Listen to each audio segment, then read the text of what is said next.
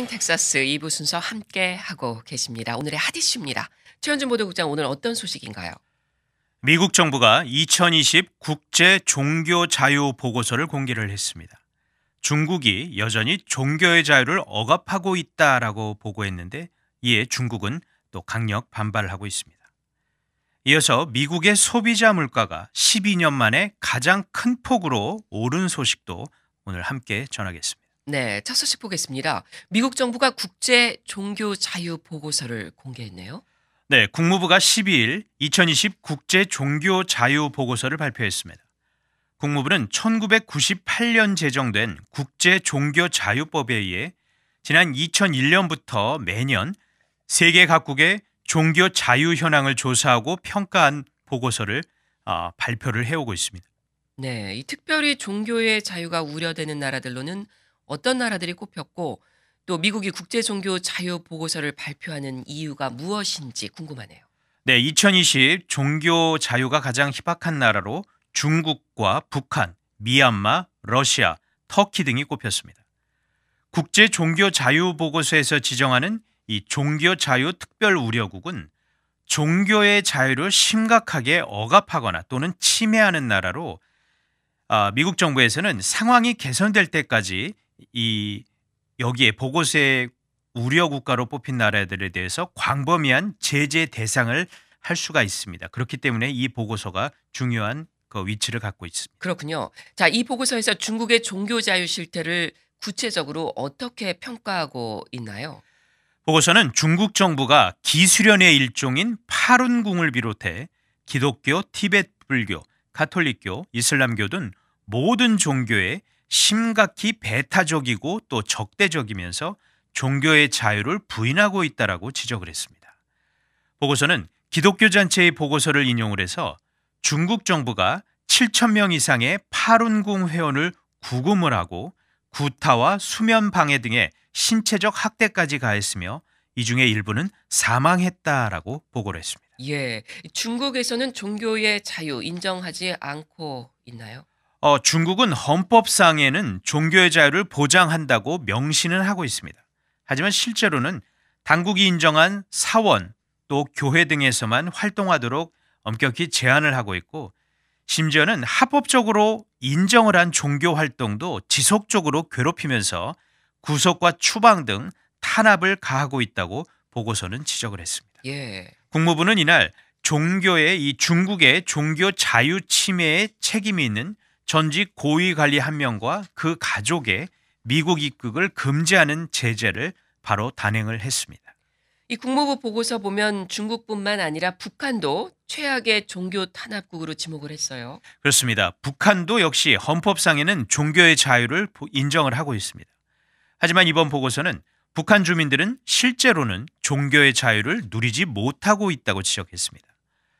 보고서는 지난 2019년 말 기독교인이라는 이유로 북한에서 5만 명에서 7만 명가량 수감된 것으로 추산된다는 비정부 기구의 주장을 소개를 하면서, 북한에서는 기독교인이라는 사실이 만약 발각이 된다면 수용소로 추방되거나 심지어는 총살될 수도 있다라고 밝혔습니다. 네. 다른 나라 내용도 잠깐 살펴보죠. 네, 미얀마 정부의 로힝야족에 대한 처우도 아주 신랄하게 보고서는 비판을 했습니다. 로힝야족은 이슬람교를 믿는 미얀마의 소수민족인데, 이 보고서에서 로힝야족은 여전히 이동에 제한이 있고 또 보건 교육 등 기본적인 접근마저 제한되고 있다라고 지적을 했습니다. 네. 그 밖에 러시아 정부도 비판적인 비정부 기구나 종교 단체에 대한 활동을 억압하고 있다라고 또 비판을 했습니다. 네. 자, 이렇게 나온 국무부의 국제 종교 자유 보고서에 대한 반응 어떻게 나오고 있습니까? 우선 중국이 아주 강하게 반발을 합니다. 화춘인 중국 외교부 대변인이 어제 정례 브리핑에서 미국이 중국의 종교 정책을 임의로 평가하고 있다면서 이는 심각한 내정 간섭이다라고 강하게 반발을 했습니다. 화춘잉 대변인은 또 중국은 법에 따라 종교의 자유를 보장하고 있다, 분명한 사실이다, 이렇게 또 강조를 했습니다. 네, 잘 들었습니다. 다음 소식 보겠습니다. 지난달 미국의 소비자 물가가 많이 올랐네요. 네, 노동부가 12일 지난 4월에 소비자 물가 지수 CPI가 전년 같은 달 대비 4.2%나 상승했다고 밝혔습니다. 지난 2008년 9월 이후 최대폭으로 상승한 건데 다우존스의 전망치 3.6%보다도 훨씬 웃도는 수치입니다. 네. 이 전달인 3월과 비교하면 어떤가요? 3월과 비교하면 물가가 0.8% 상승을 했는데 이 역시 시장의 전망치 0.2%를 웃돈 겁니다. 네. 또한 가격 변동성이 큰 식품과 에너지를 제외한 근원 물가 지수도 시장의 전망치를 크게 웃돌았습니다. 전년도보다 3% 정도 증가한 것으로 나타났고 3월과 비교해서는 0.9%가 상승하면서 1981년 이후 가장 큰 폭의 상승률을 보였습니다. 특히 가격이 많이 오른 품목은 뭐였나요? 중고차 가격입니다. 중고차 가격이 무려 21%나 상승하면서 물가 상승을 견인한 것으로 나타났습니다. 네. 소비자 물가 지수의 주요 지표인 이 주거비 역시도 전년 대비 2.1%가 증가한 것으로 나타났습니다. 예, 이렇게 한 달 만에 물가가 크게 올랐는데 이 배경이 있을겠죠. 자, 우선 에너지 가격이 급등한 것이 첫 번째 원인으로 분석이 됩니다. 에너지 가격은 전년 같은 달 대비해서 25%가 뛰어 올랐는데 특히나 휘발유 가격이 50% 가까이 급증을 했고 연료유 가격도 37% 이상이 올랐습니다. 그러나 이게 조금 나아질 기미가 안 보이는 게 지금 또 이 콜로니얼 파이프라인 송유관 문제로 지금 동부 많은 주에서 기름값 많이 오르고 또 이런 뭐 항공유 등에서도 상당히 가격이 오르기 때문에 아마 다음 달 이제 6월 달에 발표될 5월의 소비자 물가 지수도 상당 부분 더 오를 것으로 지금 전망이 됩니다. 예, 자 이렇게 물가가 많이 오른 것이 바로 에너지 가격이 올라서 그렇다. 뭐 이것만이 이유는 아니겠죠. 그렇습니다. 원자재 가격이 오르고 부품 공급망이 원활하지 못한 것도 또 한 가지 원인으로 지목을 할 수가 있겠습니다. 네.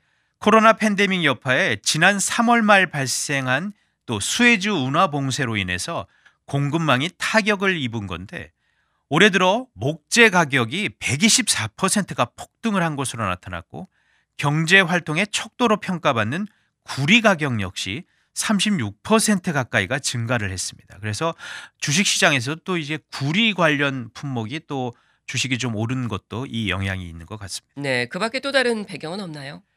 지난해 3월 미국에서 코로나 바이러스 사태가 시작이 되면서 각종 방역 조처로 인해서 경제 활동이 뭐 거의 마비되다시피 했었는데 그런데 이에 따라서 물가가 미국에서 크게 오르지는 않았었습니다. 따라서 지난달에 물가가 전년도 동월과 비교했을 때 이 급등한 것은 코로나 사태로 인한 기저효과라는 분석도 전문가들이 내세우고 있습니다. 네, 자 이렇게 물가가 급등하고 있는데 이런 현상 어떻게 해석할 수 있을까요? 미국 경제가 코로나 팬데믹 영향에서 벗어나서 빠르게 회복하고 있다는 신호다, 청신호라고 분석할 수도 있겠지만 물가가 이렇게 빠르게 오르면 미국의 중앙은행인 연방준비제도가 인플레이션을 잡기 위해 기준금리 인상 등 긴축 정책을 시행할 수도 있다는 전망이 그래서 경제계에서 지금 나오고 있습니다. 네, 연준에서는 지금 물가가 오르는 상황 어떻게 보고 있나요? 연준은 물가 상승을 일시적인 현상으로 아직은 파악을 하는 것 같습니다. 따라서 물가 상승률이 2%를 넘어 적절한 궤도에 오를 때까지는 현재 기조를 이 제로금리를 유지하겠다고 뭐 여러 차례 밝힌 바가 있습니다. 네. 그러니까 현재의 제로금리와 월 1,200억 달러 규모의 채권 매입을 한동안은 유지하겠다는 기조를 밝히고는 있습니다. 하지만 물가 지표가 계속 이렇게 오름세를 보이면 연준이 예정보다 조금 더 빨리 금리를 인상할 수도 있다는 게 전문가들의 또 일각의 시각도 있습니다. 자, 실제로 금리 인상에 대한 우려로 인해서 이 주식 시장이 이 내림폭이 커지면서 불안한 모습을 현재 보이고 있습니다. 네, 잘 들었습니다. 지금까지 오늘의 핫 이슈였습니다.